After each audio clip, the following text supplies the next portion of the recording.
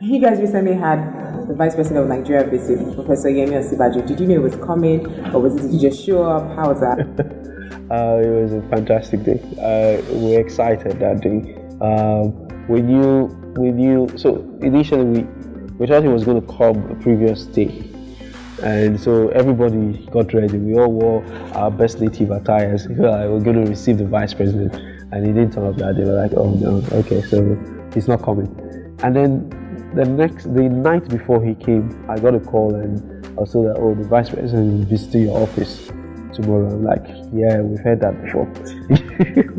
and that night, the gate man down in our office then called me and said, oh, there's some police presence in the office. It's like they said they came here to stay, and okay, so maybe something's happened. So the next morning, I got into the office, saw the police people, and then later on, we started having some guests. I mean, protocols, so the assistance guys came, the Agribusiness school came. As soon as those ones came, I just started picking up my phone and calling, oh, the Vice President is actually visiting our office today. And then he turned in that day, and it was fantastic. I mean, it was the biggest endorsement we've had till date, that he spent 35-40 minutes with us. He met with the team. He sat down. He came with also other ministers. He came with the Minister of Science and Technology. He came with the DG of NITDA. He came with a couple of Farmcrowdy, a couple of top people from his delegate that were in his delegation that day. And they sat down and they heard the Farmcrowdy story, and they experienced our office, and they met the team. And what happened afterwards was amazing. He went on to talk about how we should get a lot of individuals to sponsor farms, and he went on to endorse us by also sponsoring, getting his people to sponsor, and that was the biggest endorsement we had. When he left that day, what we had was he went on talking about us, and he spoke about us at the platform. He spoke about us a couple of places. It led to also winning an award from the president, President Buhari, and that was also a second level of endorsement at the end of the day. So it was amazing, and the words he left with us that day was also very encouraging for us, that we were doing something right finally. So it was encouraging, and we just look forward to doing more, and then so just helping to make sure that the trust is placed in us, we continue to keep that. The endorsement is given to us. We continue to make sure we keep that level of integrity and that level of trust. We continue to build a brand that everybody will be proud of in the country. Farmcrowdy is the only African startup that got into Techstars Atlanta. Yeah. And you're able to raise $1 million seed fund investment. Yeah. Can you tell us more about the program and how you even got into the program? It's process. Maybe start with the last question, how we got it. Tyler Scriven, who was the MD of Techstars Atlanta, visited Nigeria February of last year, and he was scouting around for startups to take on to the next cohort, and they actually visited so when we got into the program, found out they visited over 15 countries. 15, and they had over 500 startups apply across the world, with a large chunk of that coming from Nigeria, from Israel, from the US, because they're based in the US, and a couple of other countries. And in going through their due diligence to see who they will work with, they found out about Farmcrowdy, because we did our application, and then we met and told them, oh, this is what we do. But they found out also about a couple of other copycats, and they said, okay, if these guys were the first, then obviously they do what they're doing, and every other person is maybe imitating them because they have had some success. So that helped us edge out competition in that regard. Now, to other startups in the space that applied, they were focused on startups that were related to power, so real problems, so power, agriculture, and real estate. And that was where they then decided on 15 startups they were going to select from in Nigeria.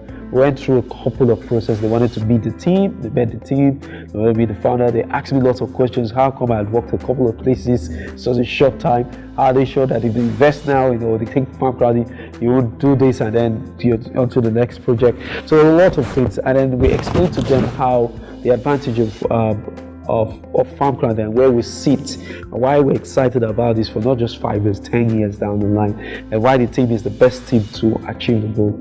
And so we were fortunate, and they selected us after the 5 different interviews. Going to be selected? I think maybe by the 4th to the 5th interview, I started having that feeling. The first interview, no. Second, no. Third, 4th, I started feeling like, oh, maybe this will work out. Because when you apply the first time, you have so many people crowding this guy. Everybody's trying to pitch their tent. You don't know what criteria they're going to select with. But eventually, I found out that the things they selected us with was 1, team that had known itself before the project. 2, team that had the experience of working on this project. And 3, team that had different. So they had beyond experience. They had different things they were going to complement themselves with and impact on the project. Then the idea, then the market, and then traction. So those were core things that they looked at before selecting us. We got in on the program and we're one of 10 startups. I think we had a fantastic time there. You're the only one in Africa? From Africa, yes. So I think we did a fantastic job in that program. Myself and my co-founder that joined me on the accelerator program, and it was a great experience. When we were done, they were interested in Nigeria. They were interested in entrepreneurial opportunities in Nigeria, and to give testament to this fact is that they came back after the program and wanted to recruit more startups from Nigeria. And we're excited to show them more startups. There are 1, 2, 3 Nigerian startups that have now gone into the Techstars program this year as a result of that effort. So I think it was a good account we were able to give. Then we met a couple of investors. You also went on a roadshow in England. Can you tell us more about that? We noticed that we got a lot of sponsors coming from outside, Nigerians. They were coming from outside the country. 3 big countries were the US, the UAE, and London, the UK. Yeah. So we picked the UK because it was maybe the second biggest market of Nigerian sponsoring farms. And what we wanted to do was to explain to them the Farmcrowdy model, because we had a lot of questions. After the BBC feature, a lot of people wanted to relate back, a lot of people wanted to do stuff back home. And so we had the opportunity to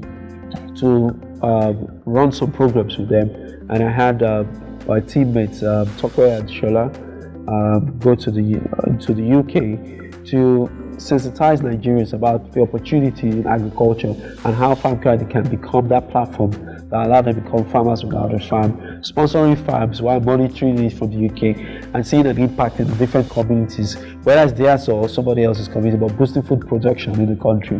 And that was a brilliant event that we're excited about the impact. We've seen a lot of traction from that. We're also hoping that we will be able to do more of that kind of roadshow in the future. So what advice do you give someone looking for investors in your business? So my advice to anyone that's trying to raise money is to first find a real problem that you're trying to solve. It's going to be hard to crack that nut initially, but eventually if you're able to find solutions and provide value for people, and real problems cut across real sectors. You're talking transportation, real estate, you're talking agriculture across the value chain, you're talking governance, you're talking security, and you're able to provide a solution for people, for millions of people with what you've called your problem solver. You attract the funds you're looking for. Because in people that solve real problems, a lot of people tend to put money into them. But beyond that is also, you got to understand that you can't do it alone. You need to have a team. I preach this a lot. You've got to always have a team to continue to do more than you do on a daily basis. Beyond the team, you should also find for yourself how you can start small and then learn from the risk, from the mistakes, and then scale very, very fast as soon as you're able to tidy up the model from end to end. In doing that, keep track of your traction so that you can present this. And then once you start having some level of success with solving the problems you're after, The next thing I do, which I tell people that Nigerians don't do a lot of, is to tell people that you're actually solving this problem. Because there are a lot of people that do good stuff, do a lot of good projects and are solving real problems. I don't know how to tell their story. You've got to find an angle and tell your story about how you've taken a person from point A to point B, and this is a problem you're solving. And in telling that story, you will then find a lot of interest built around the solutions you're after. And then that's how, I think for me, that's what we've done in Farmcrowdy. We found a problem in agriculture. We started small. We built a team around how we were going to solve that problem. And then we started telling our story. We kept track of our traction and started using that to tell the story of the impact we're having in people's lives. And maybe that's what has gotten us to where we are today. So, how do you look for investors? It's searching for investors. There are different investors that focus on different areas. Some investors are impact driven. Some other investors are just return driven. Some investors will tell you they're impact driven, but they focus on e-commerce. Some investors will tell you I focus on Agtech. You got to do your due diligence on the investors, and then having an investor funnel, you seek that down to the investors that fit your own business, and then you push out your decks to them. But beyond pushing out your decks, look for how people can introduce you, because introductions they have more impact on investors than just cold emailing them. And in those introductions, give a good account of yourself, show the tractions, don't lie, because when you do lie, they do their due diligence, they find out that you've lied, that ends the whole process. It may even mess up other relationships you want to have in the future. So you do all of these things, and then you just start pitching your tent with them, and they tell them. But beyond this is, when you're trying to raise money, start raising money 6 months before you need the money. How do you do that? Build relationship with them. They are human beings. Tell them, give them updates about the progress of your business, even if you're not raising money. Tell them about how far you're going, the first month, the second month, the third month. By the 6th month, they know so much of your business that when you say you're raising money, they're not telling you to start from the beginning to start explaining what you do. They are already in the know of what you do. And that's how you start raising money before you raise money, and then build relationships with investors. And then it's selecting the guys that you work with. Make sure you build very good relationship with them, because they will also do follow-up rounds with you or lead you into other investments in the future as you continue to grow your business. Nigeria and Kenya are the leading Agtech sector in Africa. Yeah. Is there a correlation? Why is that? I think it's because both countries have the land, they have the farmers, they have the resources to export and to build on what they can eat on in-house. So I think that's maybe one of the big reasons. Both countries, for Kenya, agriculture is one of their main sectors. In Nigeria, agriculture contributes the second largest to the GDP, and so it's not far-fetched from both reasons.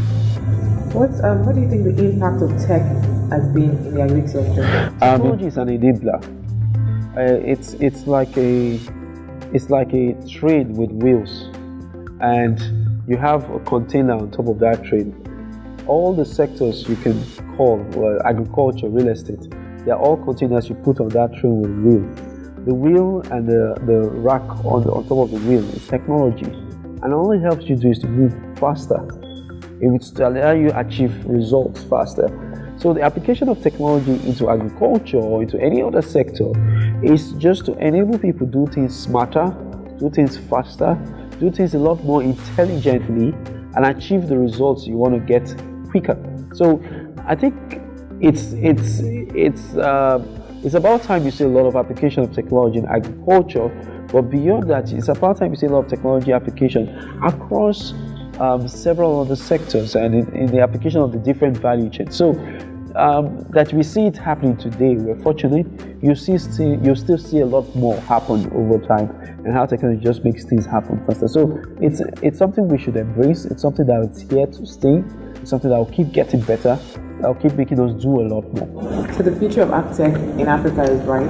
I think the future of Agtech in Africa is brilliant. I think it's the most promising continent for Agtech in the world because of the large landscape that is available for us to work on, because of the human capital, because of the agriculture still employs the largest pool of people the largest workforce in Africa today work in the agriculture sector. And that's because you have resources, you have people, you have land, you have soil that can yield. And as long as these things continue to be there, you'll see more investments in Agtech, you see more investments in agriculture.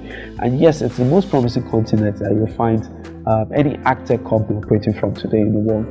So what policies do you advise the government to do to increase investments into the sector? So I'll talk about policies, but beyond policies is infrastructure that needs to come into play.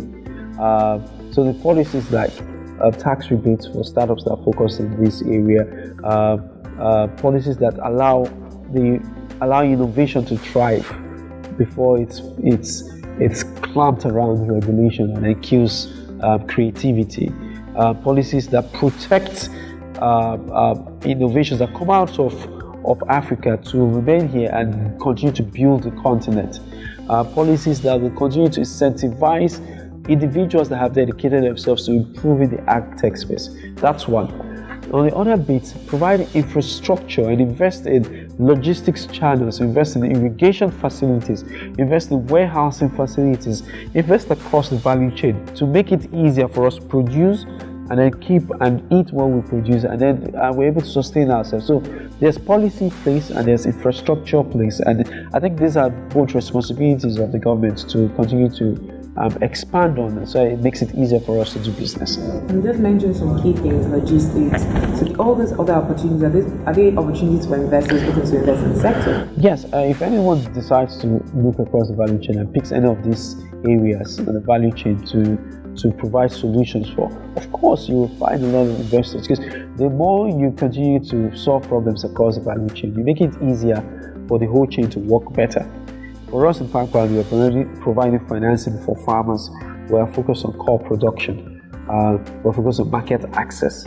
That's how much we've done, right? Some others can focus on logistics. Some others can focus on warehousing. Some others can focus on tractor input provision. Some others can focus on fertilizer, whatever it is. But where you have the different players playing and the investment coming, you'll be able to now connect the whole chain, and it then works better.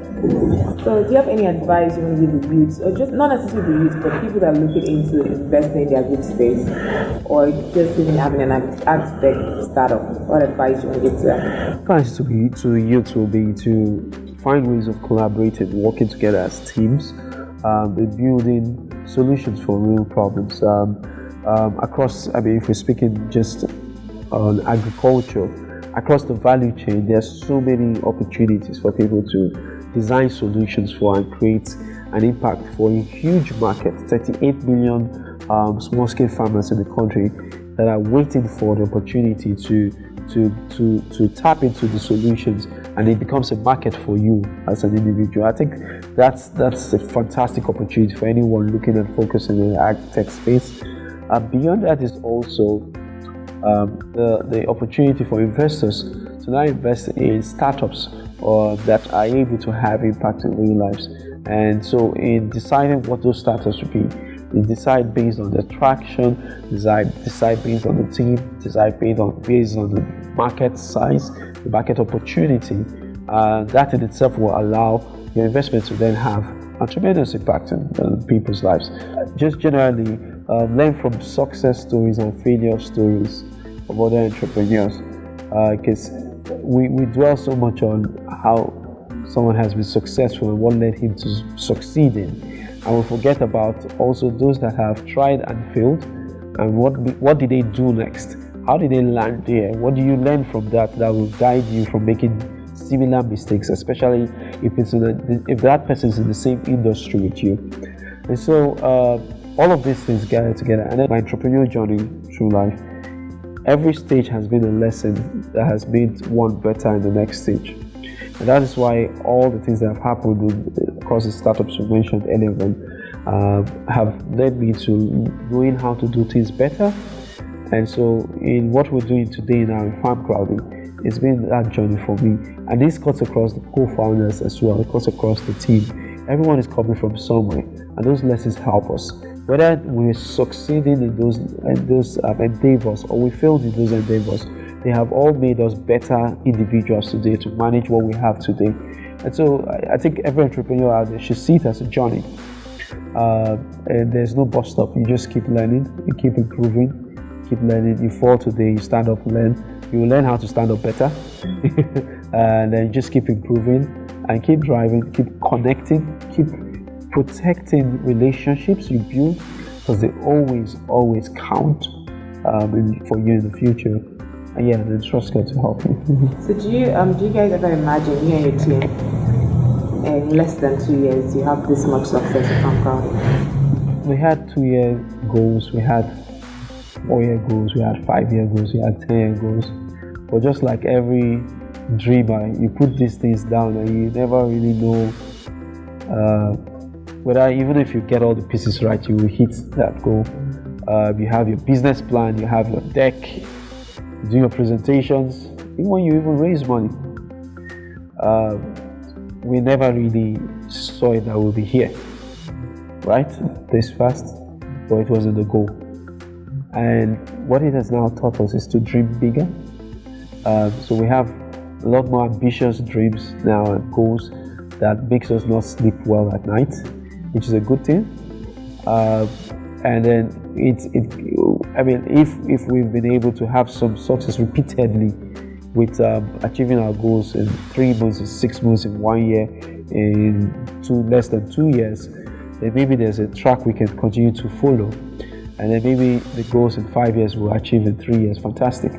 Once we do that, we look for the next one to achieve. So, but in all the success, there's also been failures, and we've learned from them, and we've counted our losses and said, okay, this is how not to do it next time, and do it better when we see this happen. But yeah, we've just been fortunate, and we're grateful to God about where we found ourselves today. What should we expect from Farmcrowdy in the next 5-10 years? Where do you see Farmcrowdy going? In 5 years, we want to be one of the major producers of food in Africa, in terms of the volume of how much output would have come from the farmers we work with. We want to be able to aggregate a pool of 1 million farmers, yeah, but initially have an impact on 50,000 of them, and that we will be able to work with across. So taking this community model into other African countries like Ghana, Kenya, maybe Rwanda, places where we can replicate the model that small-scale farmers are suffering from the same structural problems that were mentioned earlier on, and then we can have an impact in those farmers' lives. That is the opportunity we want to take out on in the next 5 years, and see how much impact we can have in the space as a whole.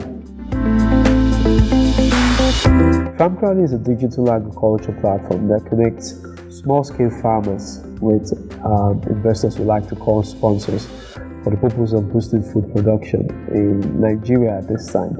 The platform is built on the community model where everyone listening to this can become a farm sponsor by easily downloading the mobile app and going to the website and deciding across 5 different farm types that you want to sponsor. What you will be doing in turn is having an impact on the life of a farmer while expecting a return at the harvest season.